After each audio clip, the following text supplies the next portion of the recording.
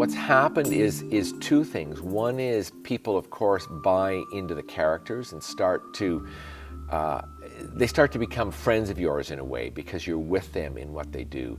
And the other thing is what we hoped would happen, and that is that when we started this series, one of the hooks we felt we had is that nobody actually knows what happens at the grunt level in the armed forces. The people who are actually out there doing the work, which is fighting for Canada, fighting for the forces, in this case in Afghanistan.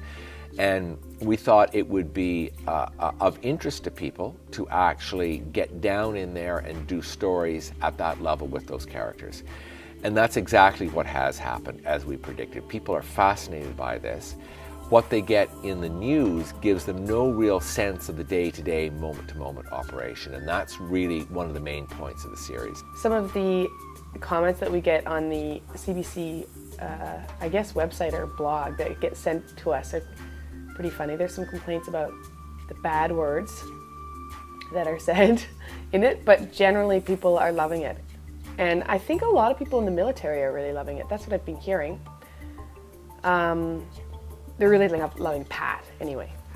You know, that goes without saying, but just kidding. Yeah, the show has had a really positive response. Just like from friends that I know who have listened to it, and some friends who are very politically aware are really enjoying the complexity of the stories and the particular situations that are happening to us in terms of, you know, the chaos of the environment and us really not knowing how the culture works and going in there and trying to figure things out. And I actually have a friend who, actually a friend of my wife's who, you know, is involved, is doing a PhD in international politics and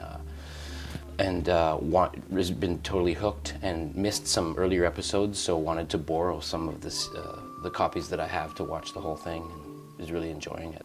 I think it's about this show, I think it's more about the show, because the show is a show that people listen to. I walk into a party and someone's, the immediacy of it, I write an episode and then 3 weeks later, 4 weeks later, somebody hears it, and I haven't had a chance because I'm already writing the next one, but someone else has heard it, and I walk into a party and says, "Oh, I heard your radio episode. It's really great." And I'm like, "Wow, people are actually listening to it." Whereas I work on Canada's #2 rated drama on television, and I mention this show, and no one's ever heard of it. So Afghanada has even more higher profile than, you know, I work on which is you know, Canada's #2 drama. So I'd say that Afghanada is probably Canada's #1 drama. We get an enormous amount of positive feedback, and that's been great. And there's a certain amount of feedback that goes onto the internet. There are a couple of web pages where people, we don't have a web, CBC hasn't set up a website for us yet, although if we get renewed, apparently that could happen. But there are a couple of places on the CBC website where there's a blog that Joe Mahoney runs, and people have been writing into that blog. And as far as we can tell, they're just your average CBC listeners that are out there and enjoying the show, which makes us feel fantastic. I think it spans a wide range of listeners, and that it's become kind of, you know, that people know what we're talking about, or if you say you were on an episode, I know a lot of actors have been talking and saying they did an episode, and people recognize the name and have heard an episode, or, you know, heard about the show, which I think for radio drama is rare. Generally, we sometimes get frustrated with the radio drama that we do, in that we put a lot of work into them and we pay careful attention to detail, and we try and make the shows as good as we can. But what often happens is the show will go on the air and it gets played once or sometimes twice, depending on the window, and then it's gone. There's no other life, and we never really hear that people have heard it and enjoyed it, or maybe there was something they didn't like so much or something they did like. The difference with Afghanada is that because it's been 22 episodes, it's had a fairly long run, and so it's been able to build momentum.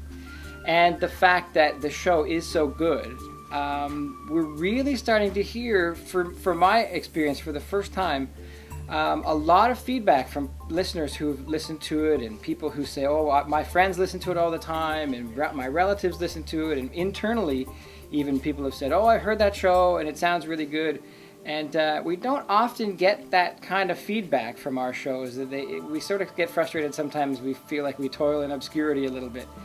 But this show really has built a following, and we really are getting feedback, you know, on a personal basis, where someone comes up to you and says, hey, I heard the show the other day. It was really funny, or it was really great. And so that is a pleasure for us, in that we finally feel like we get a little back from the work that we do, and that people really are enjoying it. And we tell a good story with these episodes, and that's the other hook. It's a good story, and people want to know what happens at the end, and that keeps them with us.